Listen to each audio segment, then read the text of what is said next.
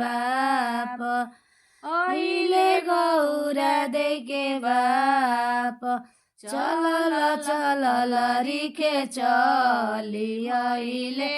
दुआरा बैठेले मन मारी चलल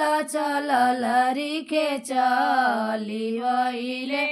दुआरा बैठेले मन मारी धाउते हूँ चेरिया हो धाउ लौड़िया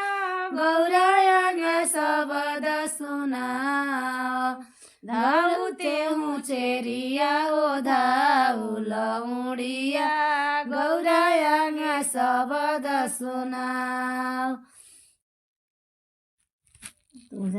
केने बाडू गौरा हो सोहागिनी दुआरा अहिले रिखे बाप केने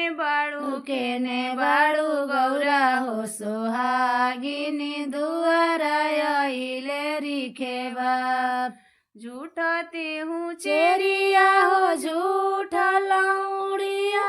झूठ नगर सब लोग झूठते हूँ चेरिया हो झूठ लौड़िया झूठ नगर सब लोग सिंह को से मोरे नई हर बसे कैसे आई है रिखे बाप सिंह को से मोरे नई हर बसे कैसे आई है रिखे बाप झररे झरोखा चढ़ी गौरानी खेली दुआरा अहिले रिखे बाप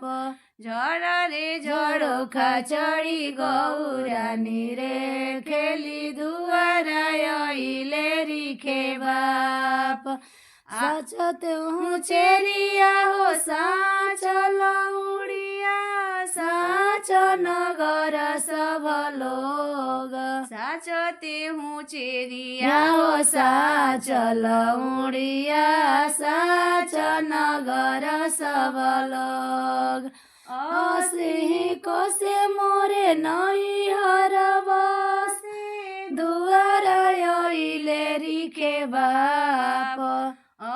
सिंह को से मोरे नई हर बसे दुआरा अहिले रिखे बाप आओ गौरा हो जागे चढ़ी बैठ दुख सुख कह समुझाई आओ गौरा हो जागे चढ़ी बैठ दुख सुख कह समुझाई खाए के थाली नहीं अचावे के झारी सुते के खटोलाओ नबा खाए के थाली नहीं अचावे के झारी सुते के खटोलाओ नबा हो तभिनु सहर बाबा बोले ले कोयलिया एक से सहस्त्र मुख गारी हो तभिनु सहर बाबा बोले ले कोयलिया एक से सहस्त्र मुख गारी एही सरीखे बाबा चेरी बेटी बोलेली दुख सहलो न जाई एही सरीखे बाबा चेरी बेटी बोलेली दुख सहलो न जाई ई दुखवा बाबा आमा से माती कोई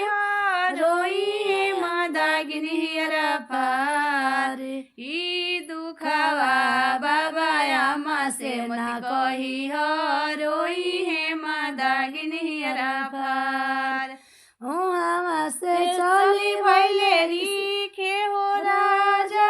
चली भैले शिवजी के पास उहाँ से चली भैले रिखे हो राजा चली भैले शिवजी के पास तसवा खेलत तू ईश्वर हो महादेव सुनी प्रभु वचन हमार तसवा खेलत भगत तू ईश्वर हो महादेव सुनी शिवजी अजन हमार दिन दशै शिवजी गौरा विदा करी रोइली दागिनी फारे 10 दिन शिवजी गौरा विदा करी रोइली दागिनी फार तासावा लडौले शिव बेल रे बबुर तर धमसी पसेले गजाओ तासावा लडौले शिव बेल रे बबुर तर धपसी बैठेले गजाओ कवन कवन लैया लैलु गौरा दे जाई लैए नई हर जासु कवन कवन लैया लैलो गौरा जाई लैए नई हर जास कवन कवन लैया लैलु गौरा दे जाई लैए नई हर जास से चली भैले ईश्वर महादेव चली भैले आमा के पास उहाँ से चली भैले ईश्वर महादेव चली भैले आमा के पास अस कहिए